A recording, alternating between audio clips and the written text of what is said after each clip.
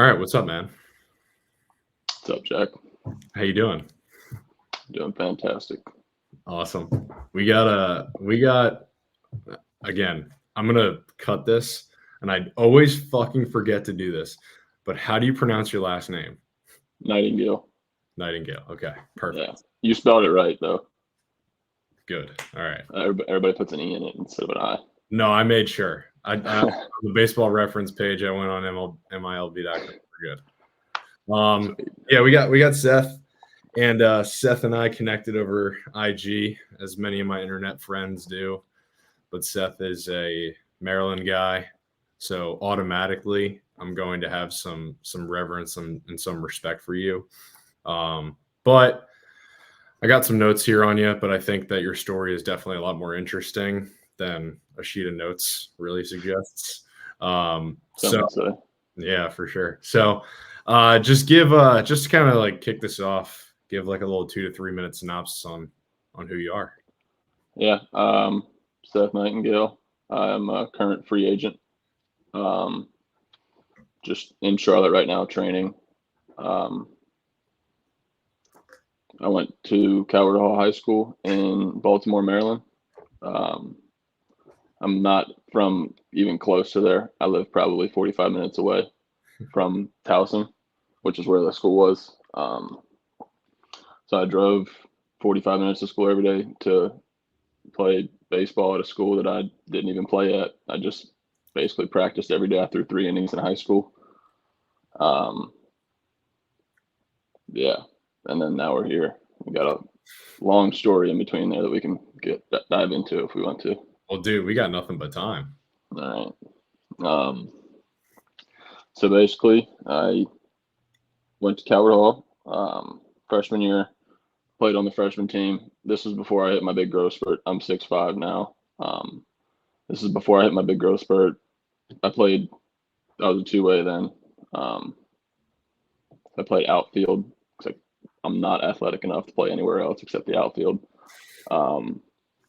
Played outfield, and then sophomore year, I made the JV team. There's 3 teams at Coward Hall: freshman, JV, and varsity. So freshman year I played freshman, JV year, or sophomore year I played JV, and my junior year over the summer I grew probably a foot to 6'5", and I was probably 155 to 160 pounds soaking wet, and I probably threw 3 innings, maybe. I don't even remember. I didn't care enough to remember.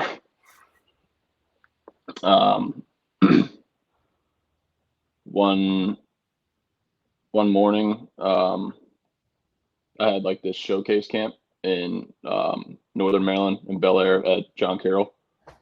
I woke up super early. I was like, dude, I don't want to go to this. It's like an hour and a half drive from my house. My mom was like, you're going to go because we already paid for it. I was like, all right. I keep in mind at this point, like I didn't even care about baseball. I just wanted to fish and hang out with my buddies. She forced me to go, and I met Coach Andrew Wright there from the University of Charleston in West Virginia. And at that time, they had just won 16 games the year before. I didn't have any other interest from college because I didn't, 1, try, or 2, was I good enough to go anywhere else? And I went home, and he was like, hey, come down to camp. Just want to see some more of you. So I went home, and I was like, cool, South Carolina. It's a cool place down there. Looked it up on my computer. My mom was sitting there. She was like, that doesn't say South Carolina. That says West Virginia. And I was like, oh, what the hell? So we were all confused, and turns out it wasn't College of Charleston. It was the D2 in West Virginia, the capital of West Virginia, Charleston. And I went down to the camp and threw a bullpen, waited around for like 2 hours, typical camp thing. Threw a bullpen. I think I maybe hit like 78. And the pitching coach there at the time, Casey Hodges, was like, I like this kid. And they were like, hey, you can come down here in red shirt. Probably won't play freshman year because we have all these guys coming in that the new coach, Andrew Wright, it was the second year. He brought in a bunch of guys, and I wasn't going to play. So I was like, cool, I'm going to college. And that's really all it was. I never had any other offers from anywhere else. That was the first school I even looked at. I didn't even look at like schools around Maryland because I didn't even want to go to college. So I was like, all right, let's just go play baseball, I guess, at a school that kind of likes me. And that's where I met Hunter, my coach now at Tread. Freshman year, I was still probably 6'5", 160 pounds. Just doing the whole college thing, you know, drinking with your buddies, hanging out, not getting any sleep, playing Xbox all night, like just fucking off, basically. I don't know if I can say that here, but that's just Absolutely. how Are you playing the NBA 2K7? No, I don't play NBA. That was our or NCAA. That was we had a snowstorm and we got locked in our dorms. And so we went to a GameStop and got NCAA 2K7 for like $3. And we created a team. I mean, Grievous Vasquez on that team was unbelievable. I wasn't really big into basketball games. I was kind of just like, Fortnite was big then, so we were all into Fortnite. That's right. I'm a little Everybody played Fortnite. Yeah. Nice. Where was I? Nice. Yeah. Playing video games. Yeah. Just basically just dicking off in college. First semester, fall ball, just going to practice every day and just doing what the team told me to do, as any freshman would. And that didn't get any better. And the winter comes around and I'm just like, I went to the gym to lift or something, like the fitness center on campus, like the public gym. And Hunter was in there with another guy. And Hunter was like, dude, you fucking suck. Like, you're a fucking shitbag. Like, you got to figure it out. You can be really good as long as you stop fucking off. And I was like, what the hell? Who is this guy? Like, what does he know? And why does he have any business telling me this right now? And he was like, let me help you. And he was like, I'm only going to help you, though, if you do what I tell you to do.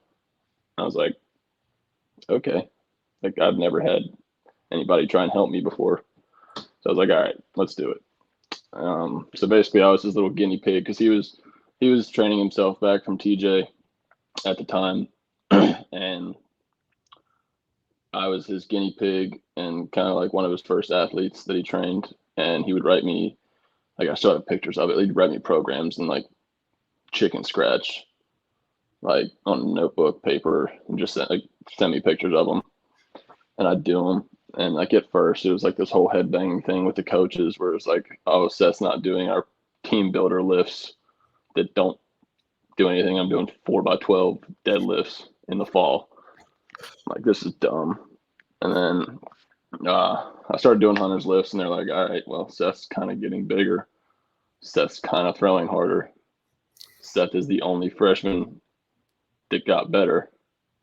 So we're just going to let him keep doing his stuff and let him do whatever he wants. And then, like, we got a new coach. Well, and then I started, like, doing, like, testing. We did some pull downs, like, a sophomore year fall. Like, I got back to campus, and Hunter had, like, a pocket radar, and we went to the field to throw. And he was like, let's do some pull downs. And I was like, all right. So I did some pull downs, and, like, I threw 95, and he was like, what the? He, like, showed me the radar again. I have a video of it still, and he was like, I was like, I've never even thought I could throw something 95 in my life. Mm-hmm. And then I just kept lifting. And sophomore spring came around. I still didn't play a whole lot because I really didn't know how to pitch. I was just spraying the ball. I didn't even know what pitches I could throw, to be honest with you. I just threw a fastball and like this loopy breaking ball that I had no idea what was happening with it. Didn't really pitch much that year. So going into junior year would be. So I redshirted my freshman year. Sophomore year, didn't play, probably threw 6 innings. My third year, I started, I think that was COVID year, would have been my third year. I started like the first 4 games, threw pretty well. At this time, I was like, I'd made a big jump at this time. I was probably 92 to 94. And that's like the first year I hit 95 off the mound. And then, like, I still really didn't know how to pitch at this time. I was just blowing guys' doors off because I was in D2 baseball in West Virginia and they hadn't seen 95 in their life. And I wasn't throwing any breaking balls. I was just spraying heaters by guys. And I'd walk a bunch some days, and then some days I'd strike everybody out. Like, that was just what I did. And then the next year was kind of when I figured out how to pitch and like what pitches I had. Like with Hunter, he taught me everything. He kind of teach me. I throw sinkers, changeups, and sweepers now, obviously. And we got a TrackMan or a Rapsodo at Charleston, and he like basically like I'd throw a pen and he'd like show me what the numbers meant and everything, so I could learn. And it helped me a lot. And then senior year, played at Charleston. I threw 30 innings that year, so that was probably the most I'd ever thrown at Charleston. Relatively well. I had like a super good stretch in the beginning of the year, like the beginning to middle of the year, where I had like one of the best ERA and K/9s in the country, along with my roommate Logan Campbell, who was also Hunter's guinea pig. He's with the Twins now. He's an idiot, but he's good. And then graduate year, I transferred to Mount Olive. Was a D2 in North Carolina, and the original coach, the pitching coach that was at Charleston at the time, that saw me throw that bullpen at camp, Casey Hodges, went to Mount Olive.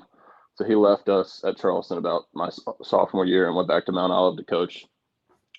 And I went in the portal, and the first guy that called me was Casey Hodges, and I was like, "What's up, Hodjo?" He was like, "I see you in the portal, man. You gonna come to Mount Olive?" And I was like, "You're the first person that's ever reached out to me about this. It's been 30 minutes. I got to take some time. Like, I have a bunch of coaches reaching out to me. Like, I don't know what's going on right now.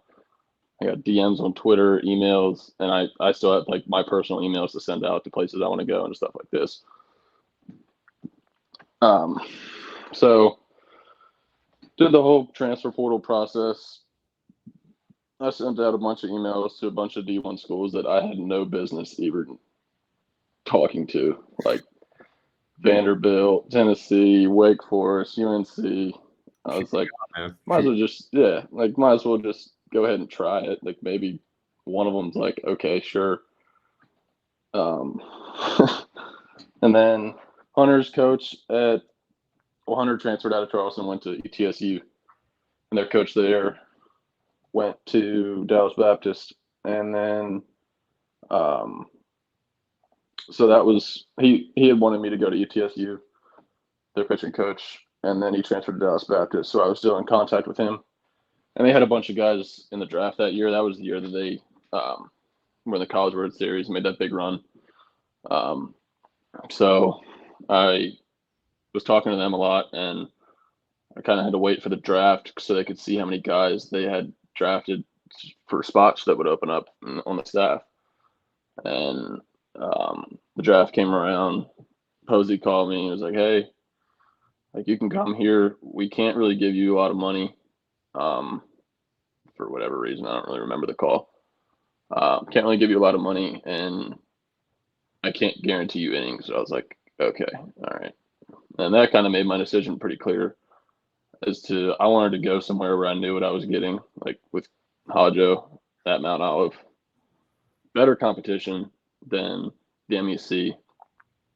And I knew I was going to get a lot of innings.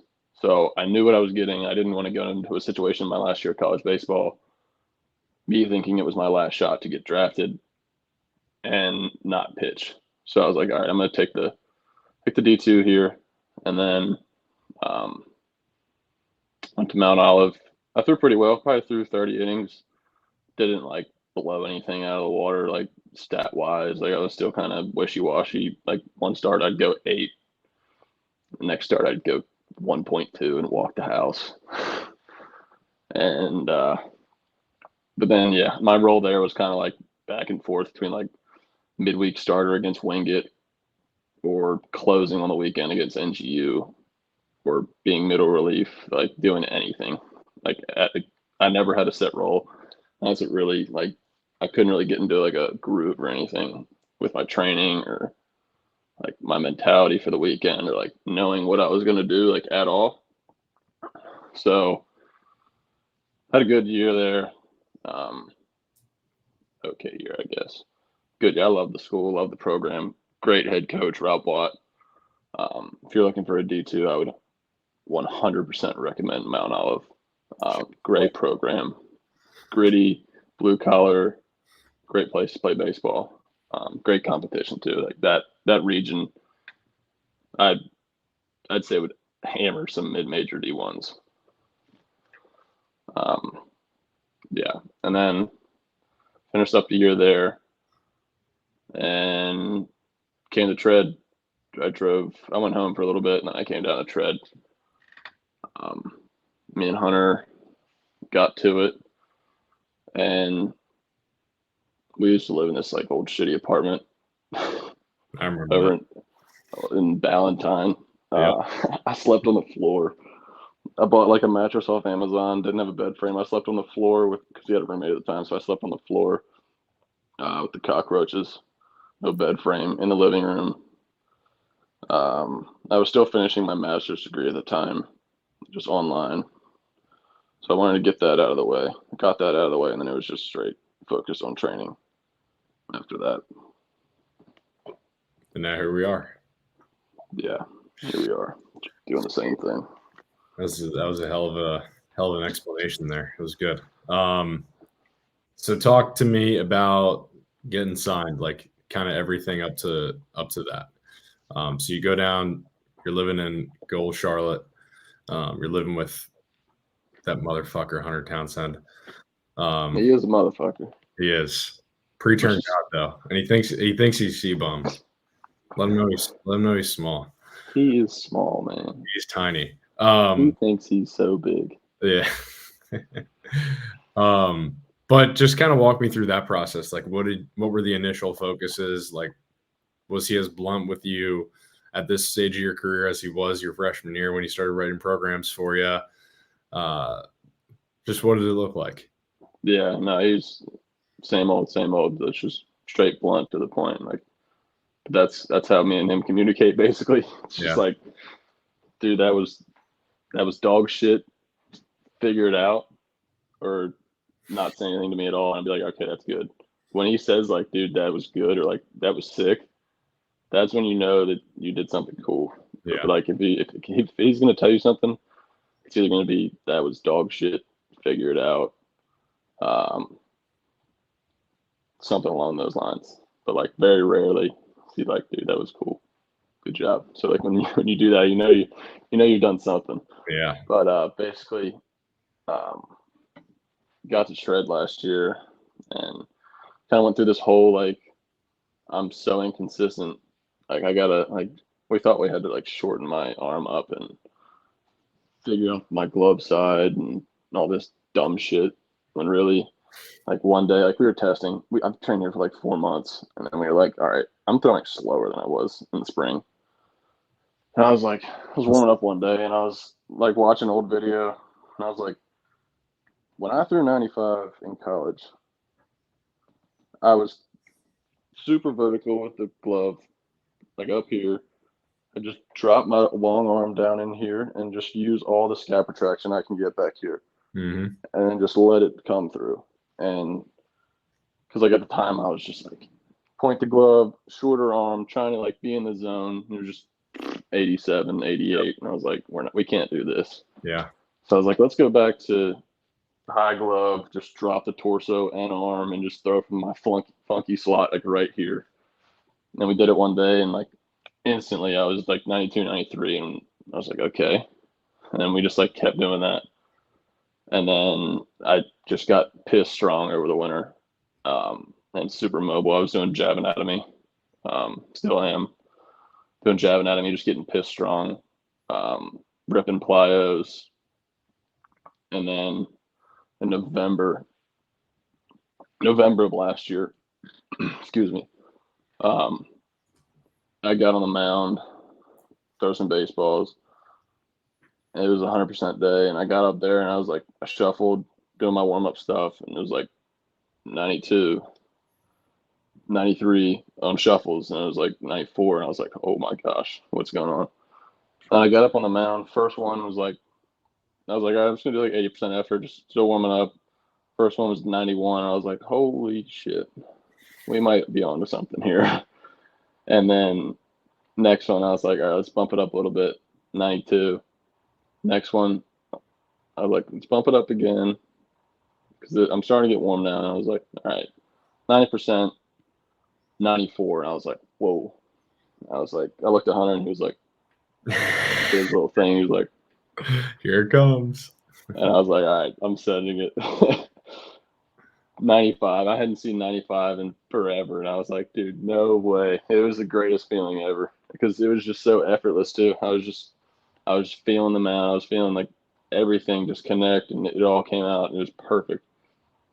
And I just kept ripping. I hit 96 that day. I think my average fastball was like 95 too. That day, and touched 96. That was a PR all time, and that was one of the craziest days of my life. And then, just kept throwing, like ripping off the mound just to get that stimulus, and just kept getting stronger because pro day was coming up in probably 2 more months after November.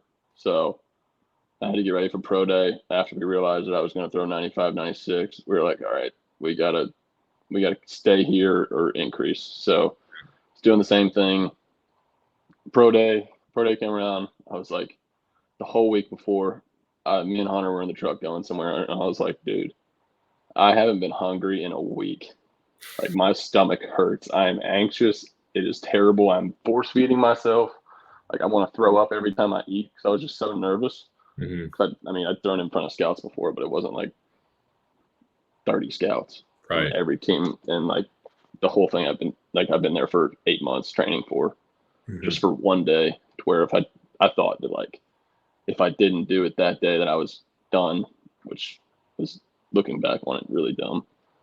So I put all this pressure on myself, and I was like, couldn't eat, just force feeding myself. And pro day came, and I slept I maybe slept an hour the night before. I woke up, my pen was at 9:30. I woke up at 4, went to bed at 3 because I just couldn't fall asleep. Woke up at 4, couldn't fall asleep. Drove to the facility at like 6 a.m. and I was just pacing around. I probably didn't need to warm up that day, how much I was pacing around. But through pro day was all right. I was like 93, 94, but like I was 23 years old at the time with not great college numbers, pretty inconsistent. So like 93, 94 isn't really going to cut it from a 23-year-old. So I was like kind of bummed out, but like at the same time I looked at it and I was like, damn, like I just threw one of the best bullpens of my life, because like if you go back and watch it, I was peppering the zone. Like I was all over it. Everything was good. Nothing, like I was just locked in. Best bullpen of my life, minus the velo being down a little bit, probably because of the anxiety, sleeplessness, not eating a lot, and all that stuff. But yeah, that was pro day. After pro day, I was like kind of bummed out because I wasn't really getting any calls. I kind of had like some interest, but like I didn't really, not much. And then like 2 weeks later, me and Hunter got up on the mound. Well, I was still like throwing bullpens, 100%, off speed, everything. And I got on the mound, and I brought the cameras out, and I was like, oh, what the hell? And like the whole content team brought the cameras out, and I was like, what's going on here? And Hunter was like, you're ripping today. And I was like, okay. And I ran to my truck. I had this case of Bang in there, and I was like, give me a second. Ran to my truck, slugged a Bang. I was like, let's do it. And we turned the music up, and I was like 94, 95 again. We added a cutter. Changeup was good. Sweeper was really good. And that bullpen was would blow Pro Day's bullpen out of the water. So like we had the numbers, we had the video. We just needed somebody to get my info to front offices. And Hunter posted that bullpen on Twitter. And an agent, Matt Gata, reached out to him, DM'd him, was like, dude, why is this kid not signed? Keep in mind, it's like 3 weeks before spring training starts. It's like, why is this kid not signed? And Hunter was like, I don't know. You want to help him? And he was like, yeah. 4 days later, I was signed by the Phillies. Nice. Yeah, but like the whole 4 days though was like, it was kind of wild because like I was having all these teams from Gata like reach out to him, and he was like relaying it to me, and I was like, dude, people are this interested in me? Like Yankees, Red Sox, Phillies, Rays, Angels. Like I was like, no way. Like I couldn't believe it.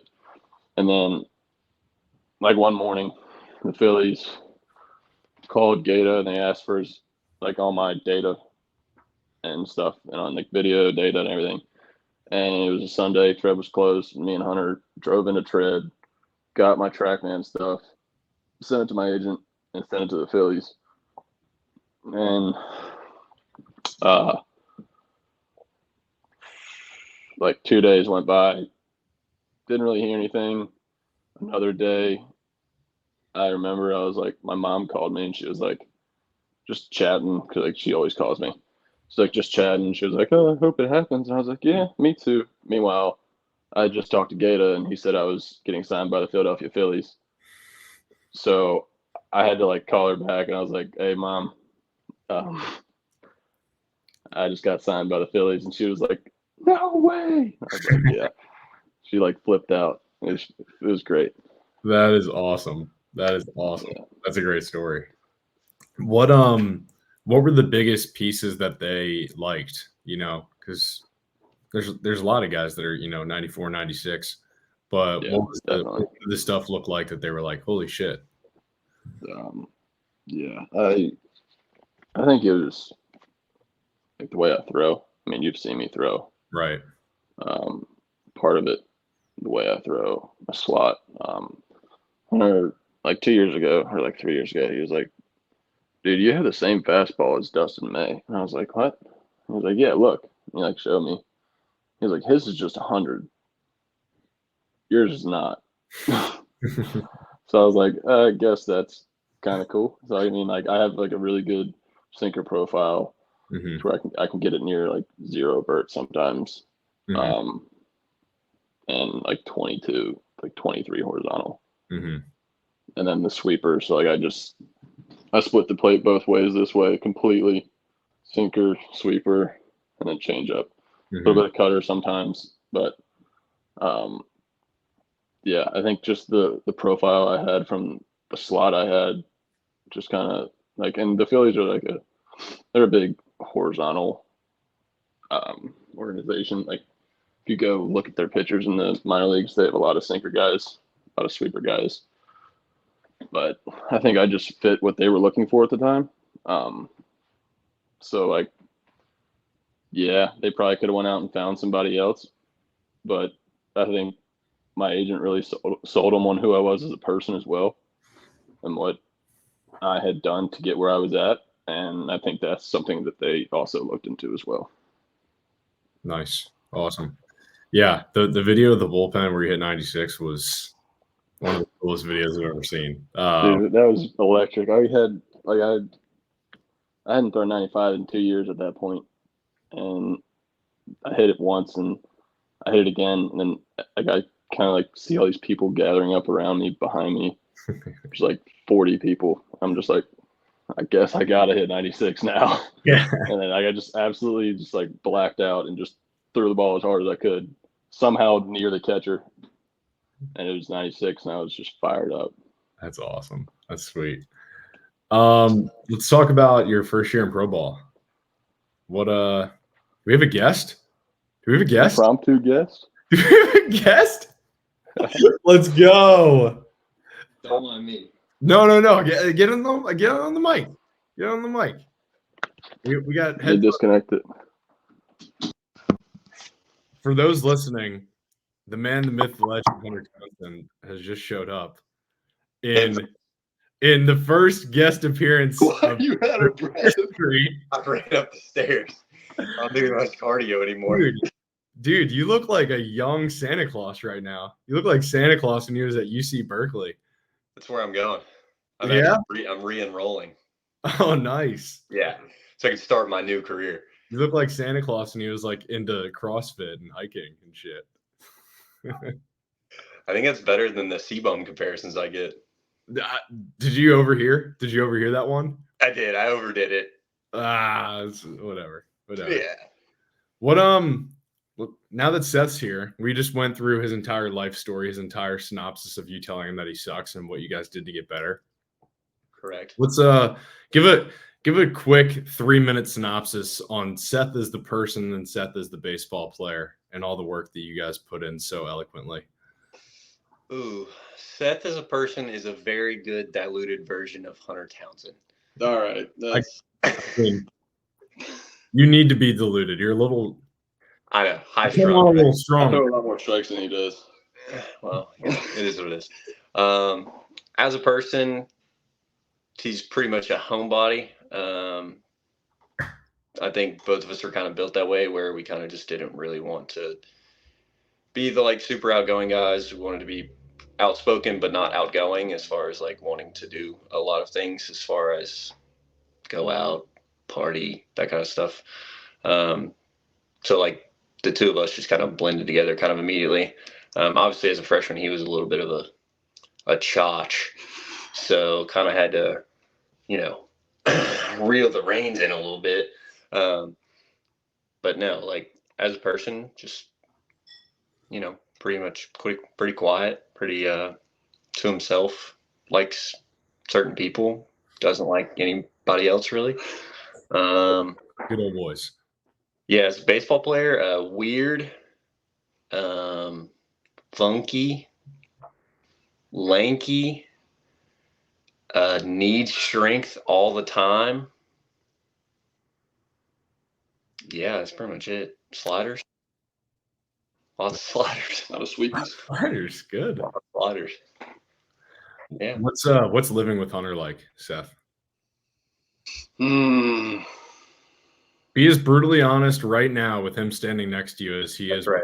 He tells Right, you. because I'm getting prepared to go eat a steak at 9 o'clock. Nice. It's great, honestly. He walked downstairs the other day and Bye, said, Hunter. Thank you. I don't feel like making lunch, and then grabbed a handful of the candy bowl and went to work. And a Red Bull. Yeah. Goodbye, Jack. It's beautiful to see you. I love you. Love you, Hunter. That's not bad living with him. Yeah. Yeah, we get to play golf a lot. He's pretty good. I played with him once. No, he's not good anymore. I know he talks a big game. We went down for Corey Wilder's wedding. Yeah. Super nice course around the area. Forget what the name of it was, but it was like, maybe. You have to ask him. He'll remember better than me. I remember there was a par 3 where I lost 6 balls. That's all I remember. Hit 6 balls directly into the water. I'm like, I'm trying to punch a sand wedge like 125, knowing I can't get it past 100. And I'm just like, no, I'm not landing on the green. It's a downhill slope. What the fuck? He hates that I'm getting better than him at golf now, because all I get to do when I'm not playing baseball is play golf. And yeah, I shot a 42 today on 9. I was playing 9, and I shot a 42, and I texted him. I was like, 42, and he goes, cap. Like, no, he didn't. No way. I was like, dude, you can't stand that I'm getting better than you at golf too, like baseball. Dude, that's the progression. Like for him, he just like threw 97. Worked his way all the way back, and he's just like, I'm gonna sell out for being a bodybuilder and getting good at golf. He's one of them. He is, yeah. Still very small. Still very small, exactly. With an aggressive shift towards his right side. Aggressive. He's got big arms, but other than that, tiny. Yeah, he's built like SpongeBob when he He's kind of fucking strong though. Like he's really strong actually. He's just small. He's gonna listen to this and give you like that's fine. 10 sets of 10, 9 RP. Oh, hold on, let me read you what he gave me today. Let's hear it. It was he did say he's strong all the time. Yeah, I have to. Today, he gave me, because I had to get a new program this. So I sat down next to him and he started writing posterior loaded reverse lunge 3x5 superset 3x3 deadlift. Oh, Next block anterior loaded step ups 4x4 superset with dumbbell reverse lunge from a deficit. I passed out on those. Swiss ball rotations on the Kaiser and then med ball toe touches. It was brutal. sounds that way. Jesus, man. What? But, I mean, I've always been a guy that needs like I respond really well to single leg and unilateral work. So like we kind of banged like squats and like I do a bunch of deadlifts, but like I don't really do squats. I do lunges, Yeah. Glute ham drops, just bench press, pec flies, all the meathead shit. Yeah, he likes to throw that. It's you need a healthy dose of that, you know. I mean, I like debate like the majority of my lifts are like meatheadish. And then like there's like 30% that's kind of like baseball specific, I guess. Nice. You could say. Nice. But besides the strength stuff, what are the main focuses for you right now? Getting strong. Well, yeah, obviously getting strong. Harder, making the stuff better, you know, that kind of stuff. But so yeah, number one, getting strong as piss again. 2, just not dumbing myself up whenever I go throw. Because I was the guy that was like always videoing myself, like when I throw. And like I was like, Hunter, does this look good? And he was like, dude, get the fuck out of here. Like eventually I just like quit videoing myself and like I just try to go in there now, like I try to go in there every day and just throw the ball, like throw the plows. Like I do what he told me to do. Like I got there 2 months ago. I got here 2 months ago after the spring season, and he told me what to do. And I've been doing it, and I just haven't thought about anything else. I've just been doing that. So like I try to not dumb myself up when I throw. Try to take the workload, like right now, pretty low. I think we're going to get on the mound next week. I got a deload from throwing this week, so I'm trying to not dumb myself up with the lower stress throwing, because that was what really killed me before. It was like the low intent days would just like eat at me. Mm-hmm. And I just got to learn to like move on. Like I throw like 15 throws and I'm like, that felt terrible. Like I didn't think my arm was getting here, or my glove was getting here. I just had to learn to say, fuck it. It doesn't matter. I can't fix it right now. And if I do, I'm going to shoot my workload through the roof and I'm going to suck next week. So I was like, I got to just like learn to calm it down. Mm-hmm. Mm-hmm. What, when you're going through like the throwing stuff, like, you know, in the phase that you're at right now, is it like straight shuffles, pull downs, like anything like that? And then testing on the mound, pitch design, you know, the second pen day of the week? So the last 2 months we've been doing shuffles on Tuesdays and then just let my body recover enough till we get to Friday and then do plyo V Friday. So it was high intent Tuesday, Wednesday, Thursday, high intent again. Mm-hmm. And then I did that for 2 months and then we did that last year. So we did it again. And then I took a deload this week and then next week I'll kind of go like 80% on the mound for that week twice. And then next week I'll probably do the same thing and then start ripping off the mound. Mm-hmm. Whereabouts are you at from Maryland again? I live in Westminster. Oh, okay. It's all coming together now. Yeah. So that's, you know, Westminster. Yeah, the Westminster folk are they're good old boys, they're country boys. And so now grew up on a farm, raised cows, pigs, showed cows and pigs, and threw hay at night for my uncle, and just did a bunch of country boy stuff. Nice. You dipping in like the raw milk train at all? You get any of that back home? I got some in Florida because there was like this market me and my buddy went to. I saw it and I was like, all right, let's grab a gallon. I can get it at home. It's just like I I don't need all those calories like I used to need when I was 150 pounds, like hard gaining, just eating everything I could. Yeah.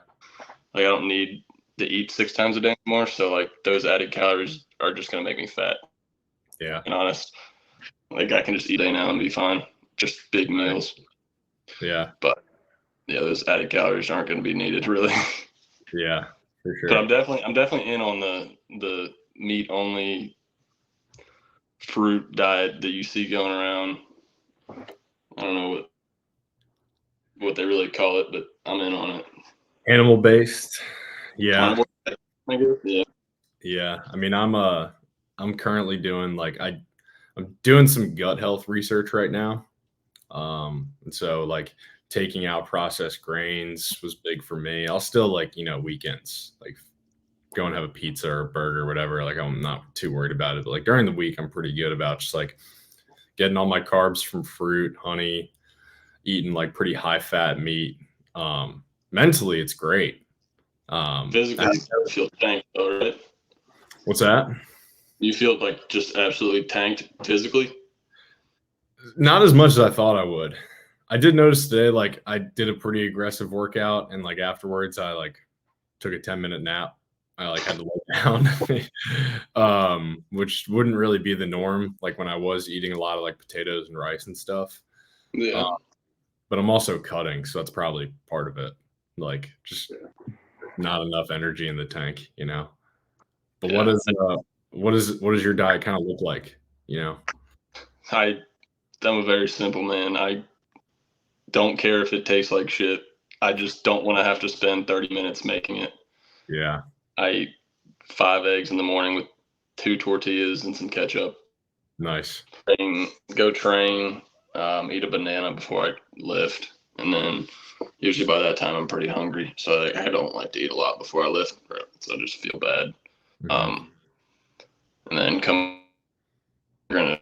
you're probably going to think I'm fucking crazy for this. But I've eaten 2 packs of ramen noodles for lunch with air fried like beef tip steak for the past like 2 years. That's and awesome. I swear it's a hack. It's like 100 grams of carbs, just easy. Don't even get full from it. And then the steak just fills me up until like 6 o'clock. And then I'll eat like ground beef, rice, and black beans with some hot sauce, like a protein shake or like protein pancakes before bed. But like I'm tired, but like I just would rather be tired of it and not spend an hour making it. If that makes sense. Yeah, I lost you for a second there after the protein pancakes thing. That was probably, sucks because that was probably like the most intriguing part of that for me. I said I'd rather just be tired of eating it and just keep eating it every day because it's so easy rather than spend an hour making it. Yeah. Like, so dick-headed that I just won't like try new things. Like this is working right now. I'm not going to take any more time out of my day to do more stuff than I have to just to make it taste better. Mm-hmm. Yeah, I was on the tuna can. I got this from my college roommate. The tuna can, the back pocket diet is what we called it, because like I was running around like a madman, didn't have time to do anything, and so literally it was like his lunch was like he would take 2 tuna cans, and like he would go out to he's a landscaper, or he has a landscaping company, so he'd go out to a project. Oh, I know who you're talking. Yeah, I know this guy. You do? Yeah. I know what you're talking about. Okay, yeah. So you did the Twitter thread on him, right? Yeah. Kid's a dog. Kid's an absolute dog. Freaking brick shit house. Threw cutters second base as a catcher, but now he does jujitsu and he's got like freaking sick grip strength. But he's country strong too. He's a country boy. But he'd literally take 2 tuna cans, back pocket. If he got hungry, he'd rip one open. He'd use the can as like the spoon, just shovel it in his mouth. Dude, I squeeze like yogurt out of the cup instead of just using a spoon. I just squeeze it. You do like the light and fits, like the Yoplays or whatever? Like the Chobani's, like even like the circular ones, just crush them. Oh, yeah, it's efficiency, man. It's like it doesn't have to be pretty. if I ever like if a girl ever like willingly comes over to like watch me eat, she's gonna be appalled because I just like I'm like military style, you know, just like shovel it in, clean the plate, like next task, you know. My girlfriend got used to that real quick. I ate some heinously bland stuff, and she just has to get used to it. Which is gonna suck when we start living together because I'm just gonna want to eat this beans and rice and ground beef, and she's gonna be like, "I'm not eating that." I'm like, damn. I want to make this TikTok recipe that takes 3 hours. Set up, cook, eat, and clean up. Like, I don't want to fuck it up, and it's not gonna taste good. Yeah, I've done a few of those. I did a There's this one guy. His name's Michael Corey on Instagram, and he makes some fire like high protein recipes. I did like this cheesecake bowl because I'm an absolute whore for a good cheesecake. And he did like this cheesecake bowl with like vanilla protein powder, Greek yogurt, cream cheese, like all this shit. And I had it for dinner probably like 2 weeks in a row because I had all the ingredients and everything. It took like it takes like 5 minutes to make. You put it in the freezer for 10 minutes, and you take it out, and it's like cheesecake. And like this is probably like the most like white girl thing I'm probably going to ever create. I'm so like I'd see like some good recipe on TikTok or something. I wouldn't even go to the store to buy 7 ingredients just to make one shake. I'd just say fuck it and just keep eating. Yeah, you're just like, oh, it looks pretty good. Like save, never gonna make it. Whatever. I'm not going to buy it. Yeah. It's good stuff though. Maybe when I have more free time or a girlfriend that wants to make that shit for me. But she can make it for me all she wants. I don't care. There you go. As long as it tastes good, it's got enough protein, you know. Yeah. So you hunt, you fish, you golf. Well-rounded guy. Is that pretty much it when you're not on the baseball field? Yeah. That's really it. I mean, I can't even think of anything else I do besides those. Simple man. So what else do you need? What else do you need? It's good stuff. I need a boat. That's what I need. 2 best days with boats in life. You know what they are?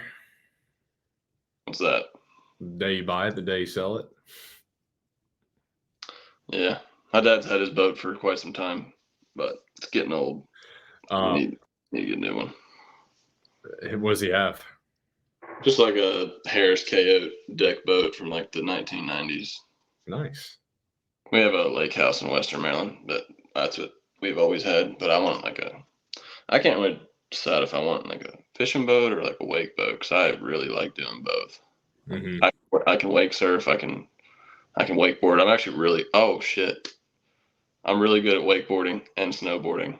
There you go. Yeah. It hasn't been in my mind recently because I can't do it anymore else I'm going to hurt myself because I did hurt myself and that's why I had to stop doing them. But yeah, I'm really good at wakeboarding and snowboarding. Yeah. I had a buddy break his back and snap his clavicle at Ski Liberty. Have you ever been there?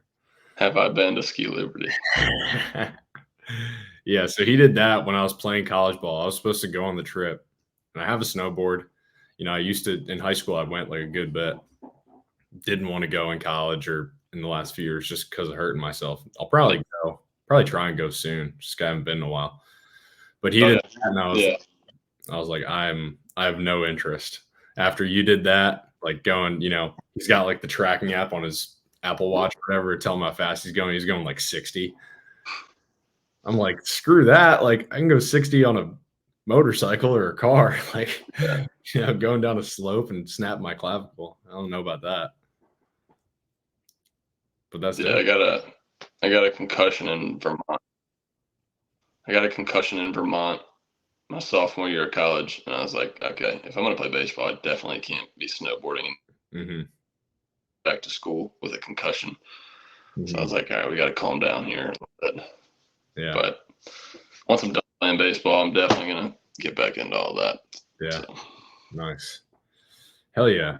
Well, dude, I loved hearing your story. It's getting pretty late here, but yeah, I'm excited to follow your progress. I'll make sure I check in with old Honey T, see how you're doing. But yeah, what's kind of the goal for you the off season? obviously we're looking to get signed, but where are we kind of at with that right now?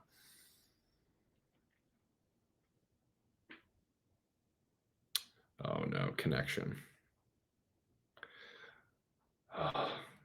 Hunter Townsend's Wi-Fi, man. Hunter Townsend's Wi-Fi. We need to upgrade that system. Are you hear me now? I got you now. You hear me? I'm sending Hunter my router. I got the 500 megabyte upload, so we're gonna make sure that he gets some upgraded Wi-Fi in that household. Shit. What did you say? I saw you moving your mouth, and I was like, I was saying, like, what is the so like we're in the off season right now, obviously, just like looking forward. What does everything kind of look like for you? Do you have any big goals? Do you have any like big dates coming up or anything like that? I learned last year to not work for one day.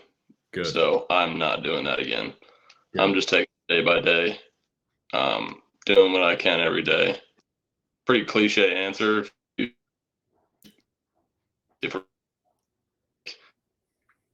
It's going to make it because I've done it before, but because I didn't put all this stress on me for 8 months to go do one day. I just don't want to put all that stress on myself again. So I'm just going to take it day by day, do what I can every day, and just try and get better each day. Very cliche. No, that's how it works good, sometimes. It's a mature answer. I'm being a reporter trying to pull answers out of you, and it's good that you stayed composed. We learned that in spring training. Oh yeah. Yeah, we learned how to do interviews and stuff. So nice. It's good the Phillies are on top of that. That's why they're playing tonight. I don't even know what the score is right now. I haven't looked. Me neither. Last time I checked, they were down. So we'll see. But yeah, man, I appreciate you a ton. I enjoyed listening to your story. We'll definitely have to reconnect at some point. But keep working hard. I'm excited to watch your progress, and I'm excited to keep following you. And so Instagram is just at Seth Nightingale. Is that right? Say that again. Instagram tag. What is it? Just my name. Yeah. Just me. Okay. Yeah. So make sure you follow Seth for some good hunting, fishing, baseball content. and yeah, man, I'm excited to watch you through the off season. So I appreciate you coming on. And this Thanks, man. Fun. Thanks, Jack. I appreciate you having me. Of course.